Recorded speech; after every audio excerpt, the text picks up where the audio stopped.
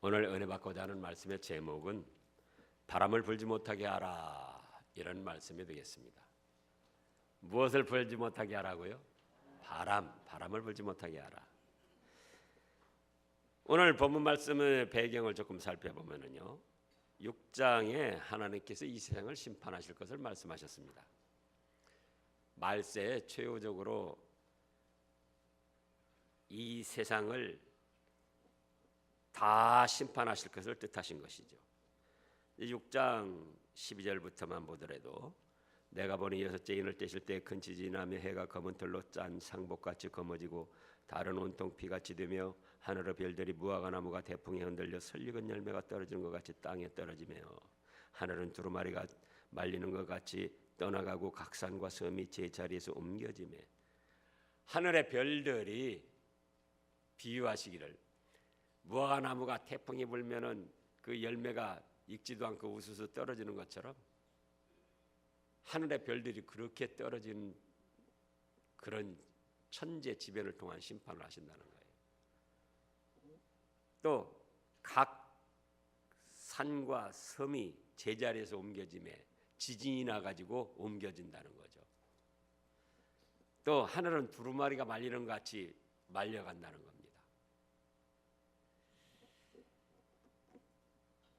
과연 이런 일들이 일어날 수 있을까? 일어납니다. 왜냐? 노아 홍수 때도 40주야 이 땅에 비가 와서 온 세상을 홍수로 심판하시겠다고 말씀하실 때 그걸 믿는 사람이 없었어요. 그때 세계적 인구가 수천만 원 됐을 텐데요. 지금은 75억이라고 그러는데, 그럼에도 그 중에 그 하나님의 말씀을 믿는 사람은 노아 8식구뿐이었어요. 아니, 이런 세상에 무슨 비가 오기는 하루쯤은 오고 며칠은 오겠지, 40주야가 온다니 말이 되냐? 이 지구가 다 이 땅덩어리가 물에 파묻힌다니 말이 되냐? 믿지를 않았습니다. 그러나 하나님께서는 말씀하신 대로 행하셨습니다. 소돔 고모라 심판하실 때도 하늘에서 불비가 되고 불비가 내려오고 또 뒤를 돌아다 보면 소금 기둥이 될 것이다 말씀을 하셨습니다. 그때도 수많은 사람들이 농담하지 마, 야 뻥치지 마, 롯의 사윗감들도 농담으로 여기고 받아들이지 않았어요. 롯의 아내도 뒤돌아보면 소금 기둥이 된다고 했는데도 불구하고 내가 뒤돌아본다고 해서 무슨 소금 기둥이 되겠느냐. 그리고는 뒤돌아보니까 뭐가 됐습니까? 말씀하신 대로 소금 기둥이 된 거예요. 예수님이 탄생하실 때도 처녀가 잉태하여 아들을 낳을 것이다. 아니, 어떻게 처녀가 잉태하여 아들을 낳느냐? 그러나 말씀하신 대로 동정녀 마리아를 통해서 탄생을 하셨습니다. 지금 여기 최후 심판의 말씀도 마찬가지예요. 하늘이 두루마리가 말리는 것처럼 떠나가고 산과 섬이 지진으로 인해서 이리저리 다 지각변동 움직이고 하늘의 별들은 태풍에 과일이 우수수 떨어지는 것처럼 그렇게 지구로 떨어진다는 거예요. 그런 천재지변, 자연재해를 통해서 심판을 하신다는 것인데, 그때 15절에 보면 6장 15절입니다. 땅의 임금들과 왕족들과 장군들과 부자들과 강한 자들과 모든 종과 자유인이 굴과 산들의 바위 틈에 숨어 산들과 바위에게 말하되 우리 위에 떨어져 보좌에 앉으신 이 얼굴에서와 그 어린 양의 진노에서 우리를 가리라. 그 상황을 우리가 좀 상상해 보자고요. 얼마나 무섭고 참혹하겠어요. 그러니까는 땅에 내놓으라는 세력들, 임금, 왕, 장군, 부자들, 강한 자들이 차라리 산이나 바위가 한꺼번에 나한테 떨어지고 무너져가지고 내가 그냥 즉사했으면 좋겠다. 이런 이 비참하고 참혹한 상황을 더 볼 수가 없다. 또 더 당할 수가 없다. 그러니 그냥 즉사했으면 좋겠다. 그렇게 애원을 한다는 겁니다. 산들과 바위에게 말하되 우리 위에 떨어져 보좌에 앉으신 이 얼굴에서와 그 어린 양의 진노에서 우리를 가리라. 그들의 진노 큰 날이 이르렀으니 누가 능히 서리요. 그리고 바로 이어져서 7장에 와서 오늘 말씀에 이 일 후에 내가 네 천사가 땅 네 모퉁이에 선 것을 보니 땅의 사방의 바람을 붙잡아 바람으로 하여금 땅에나 바다에나 각종 나무에 불지 못하게 하더라. 네 천사가 땅 사방 모퉁이에 서가지고 바람을 붙잡고 있습니다. 불지 못하게 붙잡고 있는 거예요. 그런데 또 보면 다른 천사가 살아계신 하나님의 도장을 가지고 해돋는 데로부터 올라와서 땅과 바다를 해롭게 할 권세를 가진 네 천사, 1절에 있는 네 천사를 향하여 큰 소리로 외쳐 이르되 우리가 우리 하나님의 종들의 이마에 인치기까지 땅이나 바다나 나무들을 해하지 말라 하더라. 내가 인침을 받은 자의 수를 들으니 이스라엘 자손은 각 지파 중에서 인침을 받은 자들이 14만 4천이더라. 자, 우리 하나님의 종들의 이마에 인치기까지 땅이나 바다나 나무를 해하지 말라. 그렇다면 여기 지금 바람은 무엇인가? 그거에 1절에 말씀한 바람이 불지 못하게 해서 해하지 못하게 하는 이 바람에도 여러 종류가 있습니다. 그렇죠? 꽁꽁 얼어붙은 겨울을 녹이고 따스한 햇빛을 비춰줘서 또 아름다운 꽃이 피게 하는 훈풍 봄바람이 있습니다. 그런가 하면은 무더운 여름 서늘하게 땀을 식혀주는 산들바람이 있어요. 그런가 하면은 모든 것을 때려 부수고 집어삼키는 태풍과 토네이도. 우리나라에는 그런 큰 토네이도가 없는데 뉴스 이딴 거 보면은 미국에서는 토네이도 휘몰아치는 바람, 휘오리바람이 몰아치면은 산이건 집이건 뭐 자동차도 빡 들어서 막 휘몰아쳐서 올라가잖아요.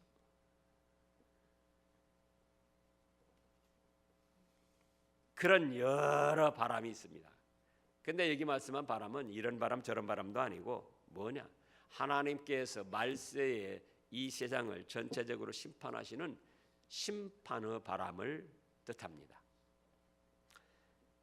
자, 이제 성경 말씀을 조금 살펴보면은 잠언 10장 25절 이 주보에도 나와 있는데요. 실제로 성경 말씀을 찾아보시자고요. 잠언 10장 25절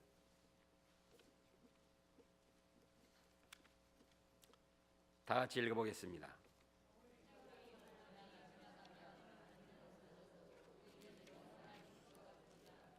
예.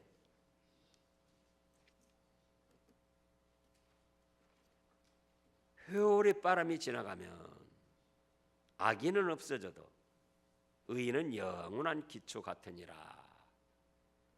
회오리 바람 그냥 지금 토네이도가 분다고 해서 태풍이 분다고 해서 뭐 악인들이 다 없어집니까? 아니고 하나님의 심판의 바람을 회오리 바람으로 비유를 하신 거예요. 그래서 하나님이 심판을 하시면은 지금은 악인들이 큰 소리치며 떵떵거리며 살지만은 그때는 다 멸망당하고 없어집니다. 그러나 의인은 영원한 기초 같으니라. 또 이사야서 29장 잠언 다음에 이사야서가 있죠. 전도서 다음은 이사야서 29장 6절입니다. 6절 다 같이요. 만군의 여호와께서 우레와 지진과 큰 소리와 회오리바람과 폭풍과 맹렬한 불꽃으로 그들을 징벌하실 것인즉 만군의 여호와께서 우레 뇌성 병력 또 지진 큰 소리와 회오리바람과 폭풍과 맹렬한 불꽃으로 그들을 어떻게 한다고요? 징벌하신다. 또 이사야 다음에 에레미야를 보면은 더 정확한 말씀이 있습니다. 에레미야 4장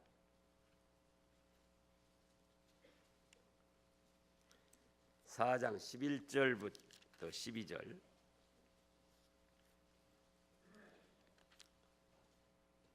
다 같이요. 그때에 이 백성과 예루살렘에 전할 자가 있어서 뜨거운 바람이 광야에 있는 헐벗은 산에서 내 딸 백성에게 불어온다 하리라. 이는 키질하기 위함도 아니요 정결하게 하려 함도 아니며 이보다 더 강한 바람이 나를 위하여 오리니 이제 내가 그들에게 심판을 행할 것이라. 보세요. 이 백성 예루살렘에 전할 자가 있다. 무슨 말씀을 전하는가? 뜨거운 바람이 광야에 있는 헐벗은 산에서 올 것이다. 그런데 그 바람은 쭉정이를 날리고 알곡을 모으는 키질하기 위한 바람도 아니다. 또 더럽고 추한 것을 휘몰아쳐서 없애버리는 정결하기 위한 바람도 아니다.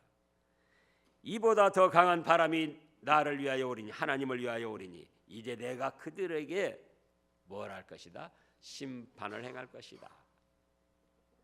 그래서 오늘 요한계시록 7장에서 말씀하신 바람은 인간 세상을 심판하시는 하나님의 심판의 바람을 뜻한다 그겁니다. 그래서 6장에서 심판을 말씀하셨다 그랬잖아요.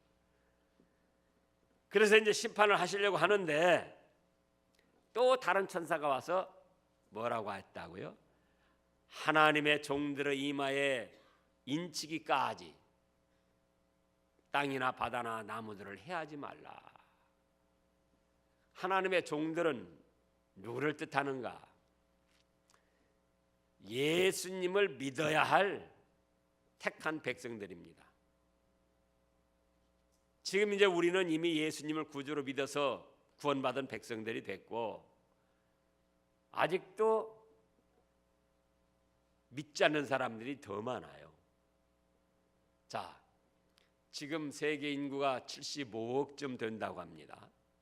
그런데 기독교 인구 전체 하여간 천주교까지 다 합쳐서 15, 16억쯤 된다고 그래요. 그러면 아직도 50억, 60억 인구가 미신, 잡신, 무신론 그런 걸로 나가고 있는 거예요. 그런데 그 중에 하나님이 예수님을 믿어서 구원받을 택한 백성들이, 천국 백성들이 여기저기 지금 흩어져 살고 있는 거예요. 그래서 당장 지금 심판을 하시면은 여기저기 믿지 않는 사람들 중에 섞여 사는 예수님을 믿어서 천국 복락을 누려야 할 택한 백성들이 같이 심판을 받아서 멸망을 당하게 됩니다. 그러니까 하나님께서 심판을 하라고 천사들을 천사를 내보내서 여러 가지 심판의 바람, 천재지변이나 자연재해나 또는 전쟁이나 사건 사고를 통해서 심판을 하려고 하시면서도 야, 아직 심판을 멈춰라. 왜? 창세전에 예수님을 믿어서 구원받고 천국 복락을 누려야 할 택한 백성들이 아직도 믿지 않는 사람들이 있다 그거예요. 우리 주위에도 그렇습니다. 지금 당장에 하나님이 최후의 심판을 하신다면은 우리 가까운 가족들 중에도 믿지 않는 가족들이 있는데 그들이 다 지옥불 받아 형벌을 당하는 거예요. 우리 친구들 중에, 우리의 또 친척들 중에, 우리의 이웃들 중에. 그래서 최후 심판을 하시는데 멈춰라. 언제까지? 하나님의 종들의 이마에 하나님의 도장을 찍을 때까지. 그러면 이마라는 것은 정신, 사상, 그 생각을 뜻합니다. 그러면은 하나님의 도장, 하나님의 인이라고 그러는데 도장이라는 뭐냐? 성삼위 하나님을 믿는 믿음이에요. 창조주 하나님과 내 죄값 때문에 죽어주신 예수님, 그리고 죽은 지 3일 만에 살아나셔서 부활의 생명을 주신 구원의 주, 생명의 주 예수님, 그리고 지금도 우리와 함께 하시며 은혜를 베풀어 주시는 성령님, 이 삼위일체 하나님을 믿는 믿음이 하나님의 도장이에요. 도장을 이마에다 찍는다. 이마, 생각, 정신, 사상 속에 하나님에 대한 믿음이 콱 들어가도록 역사를 하신다는 겁니다. 도장을 찍으면은 우리가 대개 어떤 때 도장을 찍느냐? 도장을 찍는다는 것은 계약할 때 도장을 찍습니다. 우리가 내가 보장할 때, 보증할 때 도장을 찍어요. 내 것이다, 내 소유로 도장을 찍습니다. 그러니까 성삼위 하나님께 대한 믿음이 우리의 정신, 뇌, 생각, 사상 속에 콱 믿어지도록 역사를 하셔가지고 너는 이제 내 백성으로 계약을 맺었다. 너는 내가 천국 복락까지 누릴 걸 보장한다. 너는 천국 백성으로서 내 소유다. 하나님이 이렇게 역사하실 때까지 심판의 바람을 멈추라는 거예요. 그러면 그때가 언제냐? 그때가 바로 정통 신학자들이 현재적으로 지금이라 그럽니다. 100년 전에도 현재적으로 그때예요. 앞으로 이 심판이 언제 행해질지는 알 수가 없어요. 예수님이 재림하시면서 이 심판이 이루어질 텐데 현재적으로 지금이 하나님이 심판을 멈추고 택함 받은 백성들 중에 믿지 않는 사람들이 믿을 수 있도록 기회를 주셨다 그겁니다. 지금이 바로 그 기회예요. 그러면 우리는 이제 어떻게 할 것인가 그겁니다. 우리는 복음을 전해야 됩니다. 뭘 전해야지 돼요? 복음. 하나님의 말씀, 예수님에 대한 구원의 소식. 그래서 우리 예수님께서 이 세상에 계실 때에도 세상 끝이 오기 전에 천국 복음이 온 세상 모든 족속에게 전파될 것이다. 그렇게 마태복음 24장에서 말씀을 하셨고 또 마태복음 28장 20절에서도 19절 20절에서도 아버지와 아들과 성령의 이름으로 세례를 주고 내가 너희에게 분부한 모든 것을 가르쳐 지키게 하라. 세계 모든 민족에게 아버지와 아들과 성령의 이름으로 세례를 주고 가르쳐 분부한 모든 것을 지키게 하라고 말씀하셨고 또 사도행전 1장 8절에서는 뭐라고 하셨습니까? 성령이 임하면 너희가 권능을 받고 예루살렘과 유대와 사마리아와 땅끝까지 이르러 내 증인이 되라. 이렇게 분부를 하셨습니다. 그래서 이제 우리가 복음을 전해야 돼요. 왜? 택한 백성들이 믿어야 되는데 믿는 것은 어떻게 해서 믿게 되냐? 복음을 들을 때, 예수님의 말씀을 들을 때 믿음이 생겨나서 믿게 된다. 성령님께서 예수님에 대한 복음의 말씀을 들을 때 역사하셔가지고 그 사람이 믿음을 갖게 된다. 그렇게 말씀을 하셨습니다. 이제 로마서 10장을 보겠습니다. 로마서 10장 거기는 같이 찾아보시자고요. 신약 사도행전 다음에 로마서 고린도 전후 전에 10장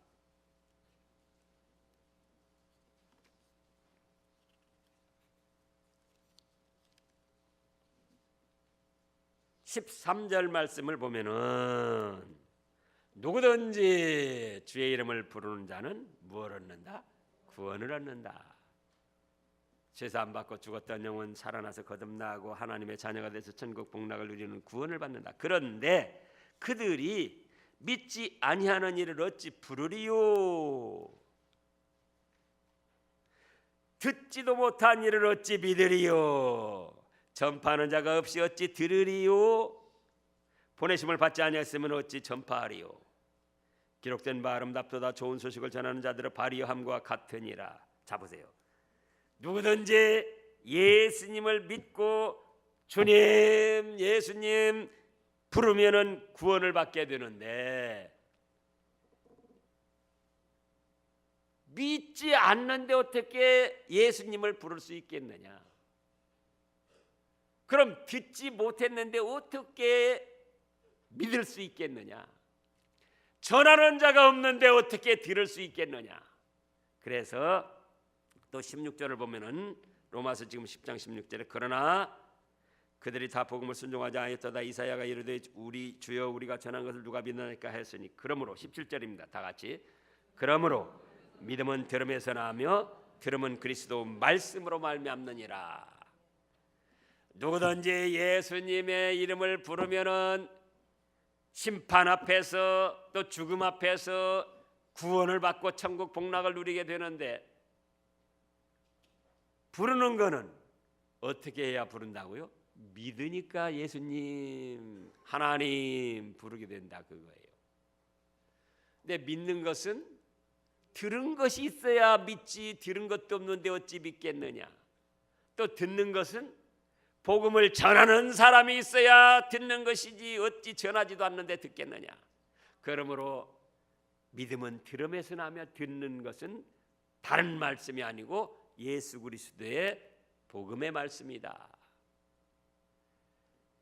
그래서 이제 우리가 최후 심판이 오기 전에 우리 주위에 있는 사랑하는 사람들을 위하여 복음을 전해야 되는 거예요. 그러면 좀 더 구체적으로 자, 복음을 전하는 과정을 살펴보겠습니다. 주보에도 있습니다. 복음 전파의 내용, 무엇을 전할 것인가 그거예요. 복음이라고 할 때 뭘 전할 것인가? 어려운 게 아닙니다. 성경을 많이 알고 신학적인 지식이 있어야 되는 게 아니에요.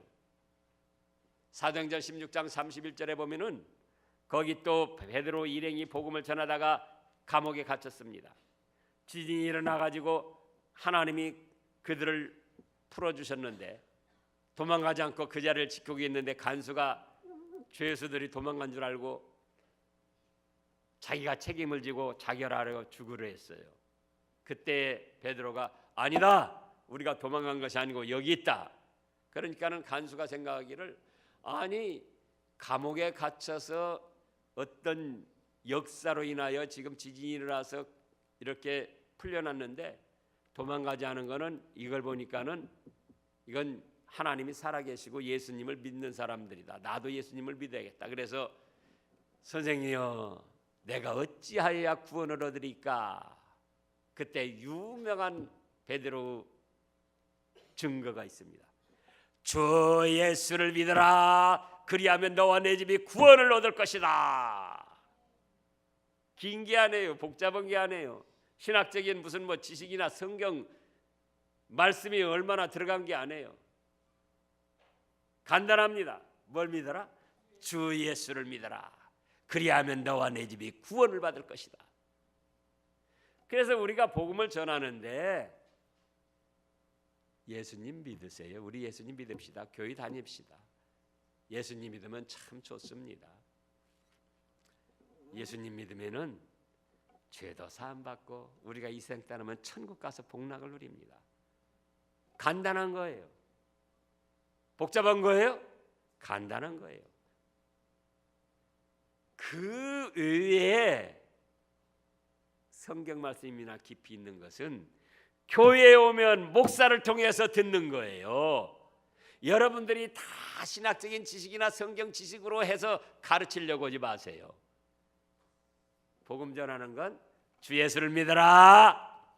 그리하면 너와 내 집이 구원을 얻을 것이다. 그거예요. 예수님 믿읍시다. 우리 교회 다닙시다.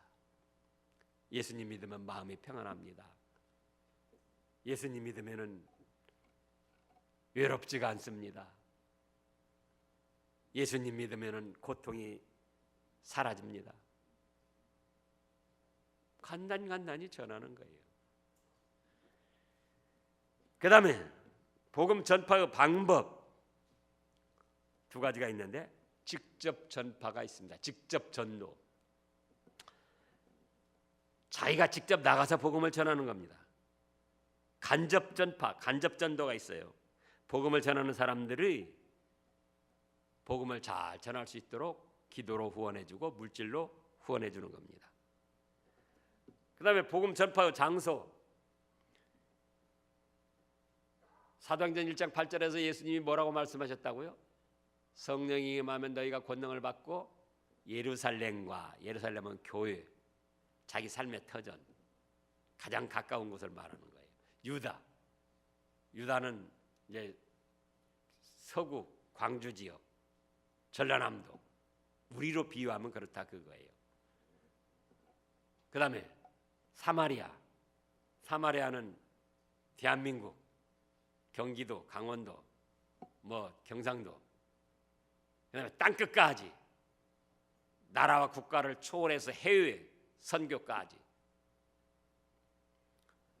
그래서 가장 가까운 곳에서 자기 삶의 터전에서 가볍게 하기도 하고, 또 우리나라 국내 오지, 외딴 섬이나 시골 같은데, 지금 우리 여기 광주 전남 여기도 보면은 시골에 우리 교단도 그렇고 다른 데도 마찬가지고 20여 분 되면은 괜찮은 교회, 20명만 돼도 7, 8명, 12명, 15명, 16명, 그것도 젊고 활동하고 그런 사람이 있는 게 아니고 70, 80, 90 이런 할머니, 할아버지들. 그러면은 그런 교회들을 어떻게 할 것이냐 그거예요. 그 교회에서 자립을 못하니까 그러면 그냥 문 닫고 그분들은 어떻게든지 내버려 둬야 되는가? 아니잖아요. 그러면 할머니들 20여 분 있어봐야, 할아버지도 몇 분 있고, 한 달 연보가 얼마나 오느냐? 5만 원 내지 10만 원이. 할머니들이 80, 90대 농사 짓는 분들이 뭐가 있어요? 그러면 전기값 수도세 내면 없는 게, 그러면 거기 교육자들은 어떻게 했느냐 그 말이에요.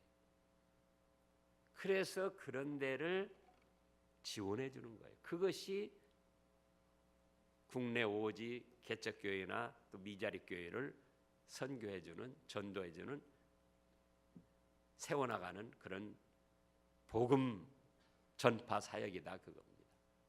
또 해외도 선진국은 선진국대로 그러지만은 어려운 나라들이 너무 많아요. 그래서 이제 우리도 그랬잖아요. 우리도 우크라이나에 지금 한 5년 전에 이 10만 불, 우리가 10만 불, 또 총회에서 10만 불, 그 교회에서 자립해서 5만 불 해가지고 우리가 한 1억 2천 그렇게 지원해가지고 우크라이나 드네르프라는 곳에 방주교회라고 교회를 이제 세웠잖아요. 그래서 최광선 목사님이 거기서 이제 선교사로 지금 거의 이제 20여 년 사역을 하는데, 우리나라 현실에서도 그렇지만 그런 나라는 뭐냐? 그리스 정교회고 마음의 또 교도들이 대부분 차지하고 있어요. 그래가지고 이 참 복음, 구원받을 참 복음을 받아들이지 않고 전하기가 아주 어려워요. 근데 이제 우리 최광선 목사님, 윤병열 선교사는 우리 교회에서 파송한 윤병열 이제 예배드리고 파송했잖아요. 그 선교사는 대학교로 들어갔어요. 의술이 있다고 그랬잖아요. 의사라고 그랬잖아요. 그래서 대학교로 들어가서 거기에서 이제 또 이 대학교 교수로 하면서 그 학교 내에서 이제 사역을 부분적으로 감당하라고 최광선 선교사님이 하는데, 그 자기 교회만 할 수가 없는 게 왜냐? 거기는 이 우리 예수교회, 참 구원을 받을 그리스도 교회, 예수교회는 별로 없어요. 아까 그랬죠. 그리스 정교회하고 마음의 뜻 교도들하고. 그리고 또 신학교도 변변이 없고 물질 재원도 변변이 없는 거예요. 그러니까는 어디든지 가면은 믿어야 할 사람들이 있고 믿는 사람들이 있는데 그들을 인도하는 사람도 없고, 그래가지고 이제 저희가 가면은 이 2주간씩 가르쳐 주기도 하고, 그렇게 해서 집사들이 이제 성경을 좀 몇 년간 배워가지고, 또 최광순 목사님이 이제 신학교 이렇게 해가지고 거기 선교사님들이 모여서 또 가르치고 이렇게 가지고는 목사 안수를 줘가지고 이제 교회들을 하게 하는 거예요. 그런데 그 과정도 그렇고 그 재원이 부족하기 때문에 우리가 다 지원을 해줘야 되는 거예요. 자, 영상 한번 떼보세요. 영상. 최광선 목사님한테서, 선교사님한테서 얼마 전에 카톡으로 저한테 온 거예요. 오늘 저희 선교사님 중에 한 분이 몸이 묶여 피살된 상태로 발견되었습니다. 연락이 안 되어 다른 선교사님이 집에 들렸다가 깨진 창문으로 상태를 확인하고 경찰에 신고를 했습니다. 마지막 얼마나 힘드셨을까, 얼마나 아프셨을까. 다음이요. 교회 개척 이후에 집 구하셨던 모습이 더욱 안타까움을 더합니다. 아직 여기는 전쟁 중입니다. 기도 부탁드려요. 마음이 참 아프네요. 기도해 주세요. 그분의 피의가 가치 있게 땅에 흐르기를 소망합니다. 다음. 저분이 미국 시민권을 가진 우리 한국인이에요. 미국에서 잘 할 수 있는데 오지 어려운 데 가려고. 우크라이나는 제가 그러잖아요. 비행기만 타도 24시간, 23시간 이렇게 타고 가고 중간에 직행 가는 것이 없어가지고 또 2번을 갈아타고 해야 되니까는 한국에서도 선교사님들이 잘 안 가요. 비행기 값만 해도 많이 들고 고생이 되니까. 근데 미국에 있는 분인데 거기 이제 선교를 나온 거예요. 그래가지고 저분이 10여 년 동안 했는데도 거기서 피살을 당하신 거예요. 그 다음에요. 그리고 이제 저 사진은 최광선 목사님이, 선교사님이 이제 그 드네르프로에 자기 교회 하면서, 우리는 이로 말하면 이제 목포 무슨 저 대구 이런 데 또 지역을 가는 거예요. 마음의 뜻 교도들하고 그리스 정교회는 있지만은 우리 기독교가 없다 그거예요. 그런데 그 중에도 또 믿는 사람들이 있어요. 믿어야 할 사람들이 있고. 그러니까 거기를 가서 이제 한 3년 전에는 이 지금 러시아하고 우크라이나하고 이렇게 붙어 있는데 그 접경 지역에 지금도 전쟁을 하고 있다고 그래요. 전쟁이 부분적으로 국지적으로 일어나고 있는데 거기에 이제 이 안드레이라는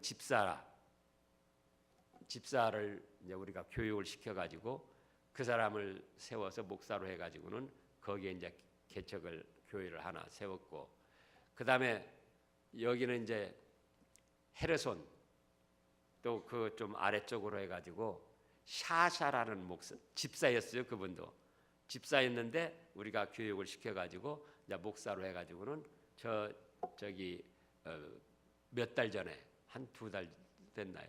그때 교회를 세워가지고 거기 가서 지금 예배드렸다고 저 사진을 보내준 거예요. 또 다음이요.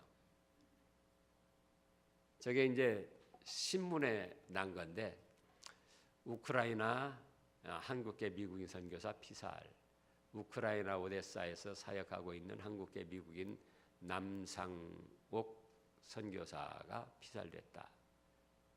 이래서 이제 아까 그 피살된 거 그런데 결국은 예수님의 말씀 복음을 전하기 위해서 우리가 국내적으로도 오지에 계속 이 복음이 전파되고 하나님의 성도들이 믿음 생활을 해나갈 수 있도록 지원을 해줘야 되는데 또 외국에도 이렇게 있다 그겁니다. 우리 이청수 목사님이라고 있어요. 제가 1993년에 우리 교회에 왔는데 그 전에 심무하시는 분이 이청수 목사님이에요. 근데 지금 어디 가서 심무하고 있느냐? 서울 경기도 일산에 가서 그 개발지에 가서 이제 교회를 심무하고 있는데 거기도 새로 개발된 지역인데 개발이 될 듯 말 듯 하면서 지금 그러니까는 시골도 아니고 도시도 아니고 뭐 이제 그런 어중간한 자리들이에요. 근데 거기 교인들이 한 40여 분 이짝저짝밖에 안 돼요. 근데 지난번에 모였을 때 발표를 하는데 이게 자기 교회에 자립하기도 겨우 자립을 하는 거죠. 겨우 그냥. 그런데도 카자흐스탄에다가 교회를 하나 개척해서 세우고 또 태국에도 선교해가지고 태국에도 한 교회를 세우고 또 캄보디아에도 교회를 세우고 어떻게 하느냐? 이제 그 태국이나 캄보디아 같은 데는 그렇게 뭐 몇 억씩 많이 들여서 하는 게 아니에요. 뭐 한 5, 6천 이렇게 들여서 하는데 교인들이 한 40여 명 되는 교인들이 1,000만 원 혹은 2,000만 원 혹은 500만 원 감동받은 사람들이 그렇게 연보를 하는. 그래서 그래가지고 교회 하나 개척교회 세우고 또 세우고. 근데 이제 제가 그 발표를 듣고 좀 찔렸어요. 왜냐? 우리 교회는 이렇게 지금 좋으신 분들이 많잖아요. 그래서 우리 교회도 처음에 건축할 때 건축을 하라고 언제 했는군이 IMF 때 건축을 하느라고 빚을 그때 한 10여억 원 지고 있었죠. 근데 그거 다 갚고 그 다음에 석정동에다가 대촌에다가 복지 기도원 이렇게 앞으로 그거 하려고 2,000평 사가지고 그때 또 한 5, 6억 빚져가지고 그거 다 갚았습니다. 그리고 이제 엘리베이터가 없어가지고 노약자들이 어려움 당해서 작년에 엘리베이터도 하고 또 식당도 꾸미고 이제 그럼 우리가 먹을 것인가? 뭐 해야죠? 먹고 놉시다.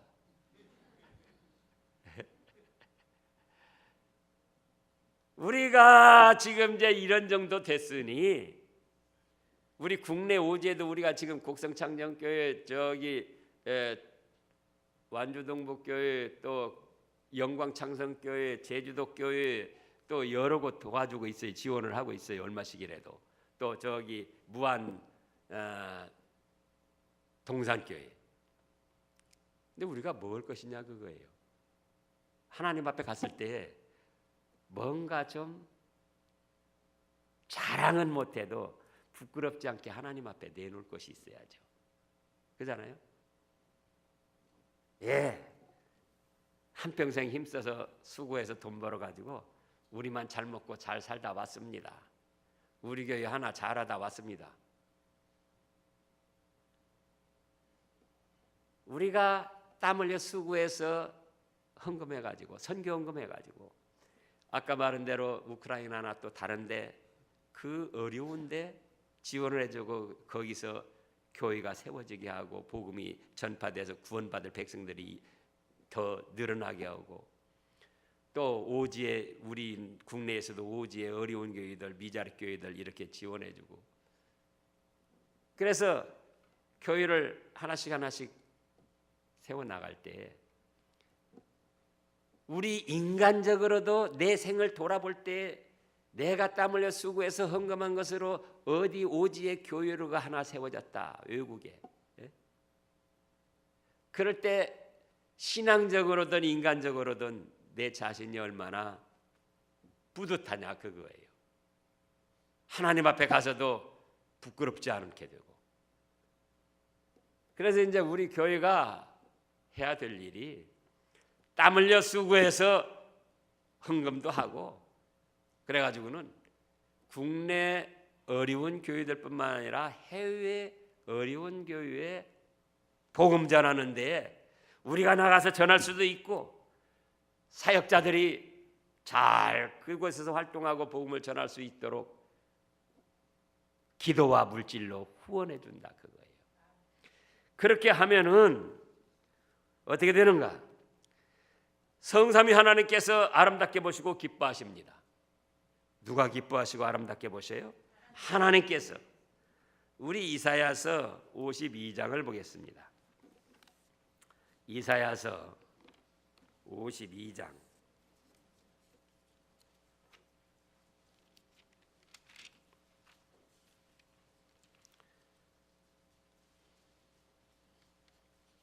7절 말씀을 보면은 좋은 소식을 전하며 평화를 공포하며 복된 좋은 소식을 가져오며 구원을 공포하며 시온을 향하여 이르기를 네 하나님이 통치하신다 하는 자의 산을 넘는 발이 어찌 그리 아름다운가. 우리가 사람을 평할 때 얼굴이 예쁘다, 코가 예쁘다, 눈이 아름답다, 그렇게는 말할 수 있는데 발이 아름답다고는 누가 그렇게 말하지 않습니다. 그런데 좋은 소식, 평화를 공포하고 복된 좋은 소식, 구원을 공포하고 예수님에 대한 복음을 전할 때에는 그 발까지도 하나님이 아름답게 보신다는 겁니다. 무엇까지도요? 발까지도. 또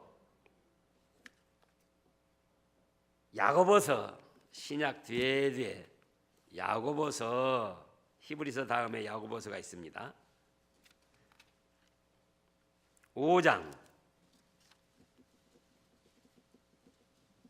19절 20절을 보면은요.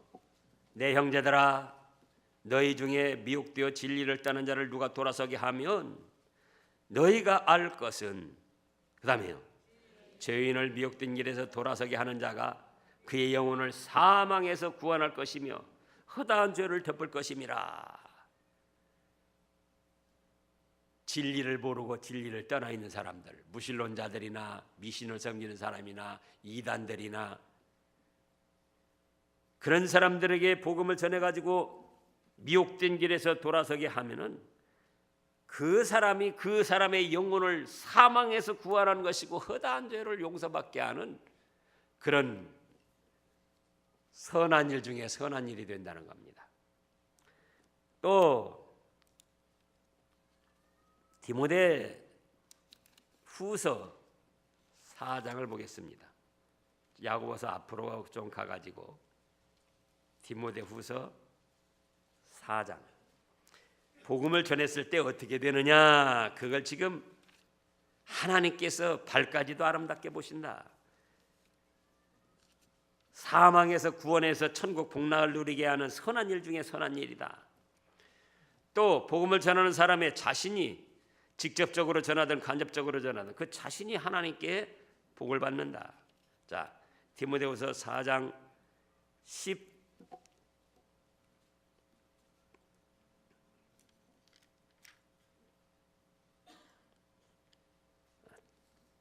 17절, 그냥 7절요. 7절. 나는 선한 싸움을 싸우고 나의 달려갈 길을 마치고 믿음을 지켰으니 이제후로는 나를 위하여 의의 멸관이 예비되었으므로 주 곧 의로우신 재판장이 그날에 내게 주실 것이며 내게만 아니라 주의 나타나심을 사모하는 모든 자에게 도니라. 그런데 4장 1절부터 보면은 하나님 앞과 살아있는 자와 죽은 자를 심판하실 그리스도 예수 앞에서 그가 나타나실 것과 그의 나라를 두고 엄히 명하노니 2절에 다 같이요. 너는 말씀을 전파하라. 때를 얻든지 못 얻든지 항상 힘쓰라 이렇게 말씀하셨어요.